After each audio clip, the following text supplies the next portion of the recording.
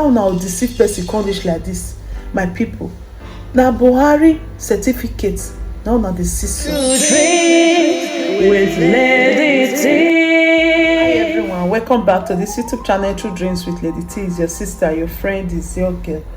If this is your first time or you just come around my channel for the first time, please consider to hit that red button, click on the notification bell so you will know anytime we put video. Yeah, thank you so much for coming around again and God bless you.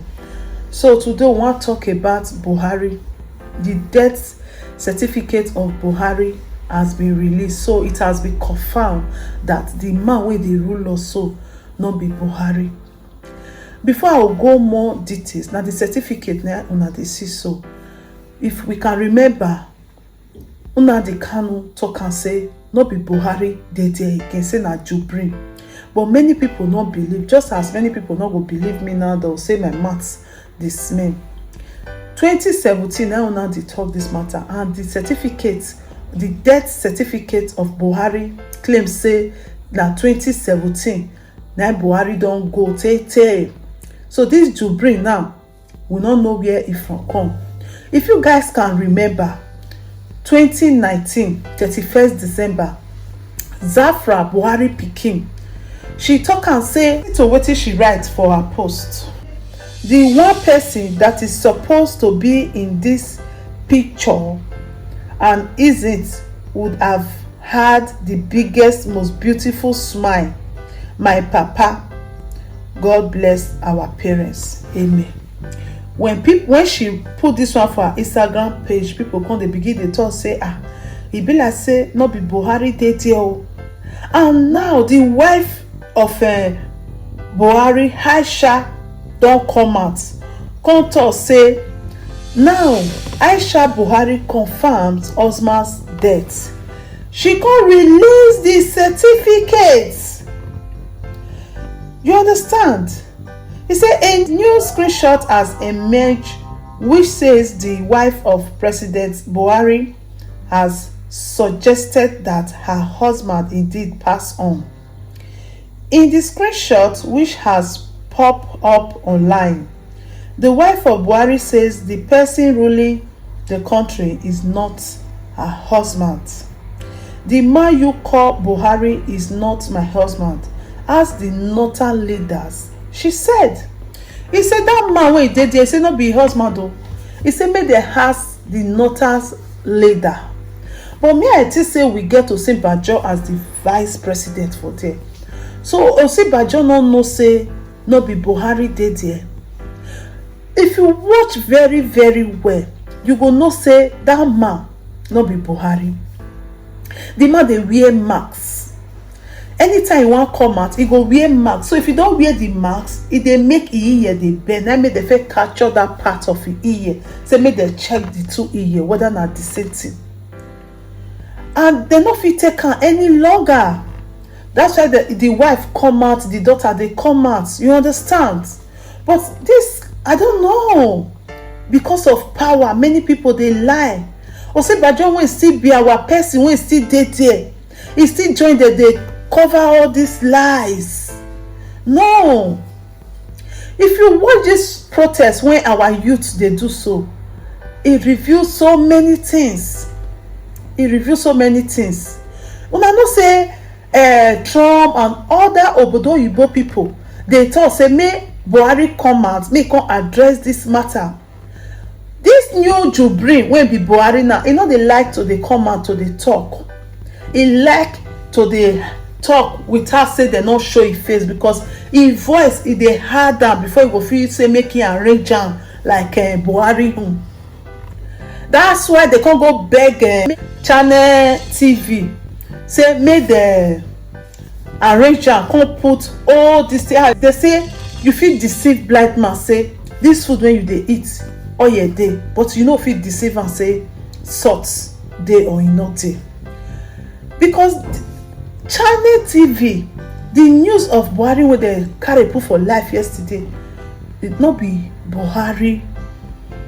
Now the old one, then they come put for there so that Obodo Yibo people go to say maybe Buhari don come and come settle the matter. that one not dey okay now. E no dey okay.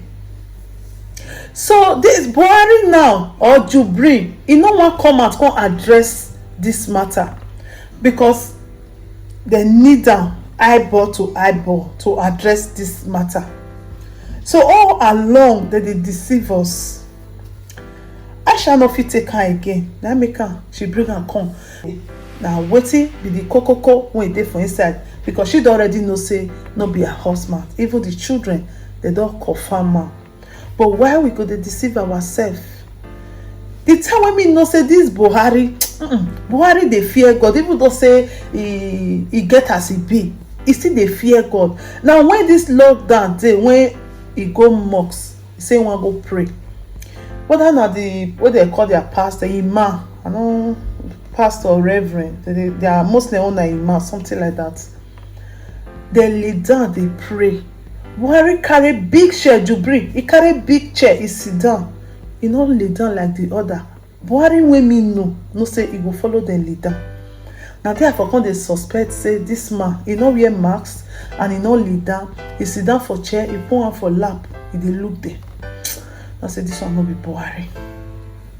So they just deceive us like that. Osinbajo, you wey still dey inside the government house, and you are a man of God, you know God, you still dey deceive your own people. Aisha say make they ask the northerner people, where is Buhari? They no want make power come out for northerner, the leaders. Now they arrange this people for them. If you go north, the way north can be now, use style drive all the use Boko Haram take drive all the satana for north. They pursue all of the commots because they know what they want to. That time they come they fight one kind of fight when be like say e not clear. They do like say they want finish everybody for there. All the satanans, all of them, so they pack come off for north. They say if you reach north now, you don't turn to Obodo Ibo. See many things wey they do. Me come dey surprise now say if person dey sick, does he get one particular hospital where they carry people go for north? They say that hospital e be like Obodo Ibo hospital. Now the Buhari Jubril, now they build am put for there. And see our own side, nothing. They know wetin they do. They want prepare themselves in case maybe they can finally say okay, we divide the country. Then they don't balance their own side. And he can't pay me say Osinbajo dey there, they see all these things. If they do like say they say, not be only Osinbajo, many of our politicians they dey there, they do like say they they see because their own pocket it don't full, their pocket don't reach. No matter what, then with their generation, their children don't dey okay. So that will not concern them again. But mind you, it go affect you now because very soon this Obodo Ibo will dey for years so. They no go dey give una visa again. Highest una go carry una self go down northern hospital, that big hospital wey they built for there. Now carry una children go dey spend the money. As e be so una no wan do una own side, una leave the Jubril make they pump all the money, the Nigerian money for that their side, because una dey get una all full una pocket, una no care about other people because una all don too much. How una deceive person come reach like this, my people? Na Buhari certificate now na the see so. Abba, when something is getting too much, it's getting too much. My people, I will stop this matter for you. Thank you so much for watching. Please, if you watch this video, I beg una share am so that everybody go know say na Jubril na I dey there, not be Buhari o. Na Buhari certificate na be this one. So make people know how they want to. You see, they protest. He no even care. He no even come out, come talk. You know if they like, they do what they want to do. They payment themselves. You not concern now. It don't do okay. Country people don't do okay. You dey hear am. Now God will help you children. Thank you so much, my lovely people. See you again for our next video. Please, if you never subscribe, don't forget to hit that red button. Thank you. Ciao. If there is anything that is bothering you, my friend, please say it so others will learn. Bring it to true dreams with Lady T, and God will be your strength. Bring it to true dreams.